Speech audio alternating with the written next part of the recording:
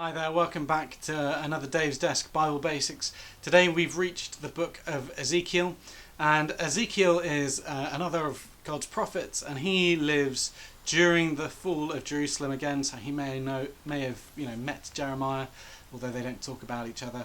And King Nebuchadnezzar has come over to Jerusalem, and he's captured Jerusalem from the Judeans, and he takes 10,000 captives from Jerusalem back to Babylon and installs a puppet king in Jerusalem. And Ezekiel is one of these 10,000, and he's writing at a time to the other exiles, teaching them that about the nature of their loss, the result, as we've said in other videos, of turning their backs on God, and that it's going to get worse. So one of the interesting things about Ezekiel, which is true of a few of the prophets, is that they live out what is their word. So they live a sort of symbolic life, and that what they live is then what they say. And so Ezekiel is married, and he's told that the love of his life, his wife, is going to die, but that he is not to mourn her because his wife's death is part of God's plan. It's not particularly pleasant for his wife or anyone else in his family, but there we go.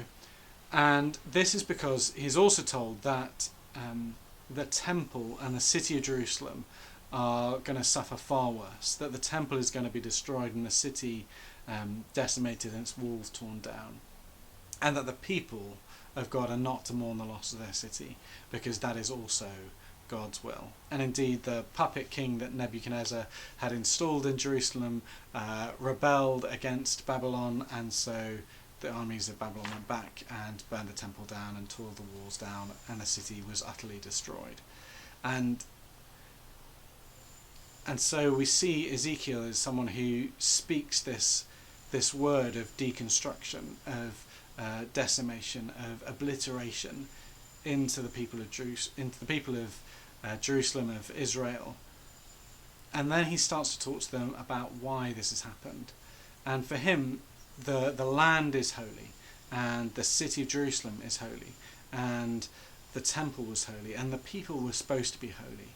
But because they were an adulterous people, because they weren't faithful to God, they desecrated the land and the city and the temple, and so the people caused the destruction through their desecration. But what's going to happen next is key, because God through Ezekiel says that I am King of Kings, I am king over the nations, and so the kingdom of Persia is going to rise up, Cyrus is going to rise up, and Babylon that destroyed you are going to be punished for destroying you by the Persians coming and destroying them. And I will build you up again. I will allow you under the Persians to go back to Jerusalem, to build the city back up. I will restore you, and because I've taken you apart, it will be clear that it's me who's restoring you.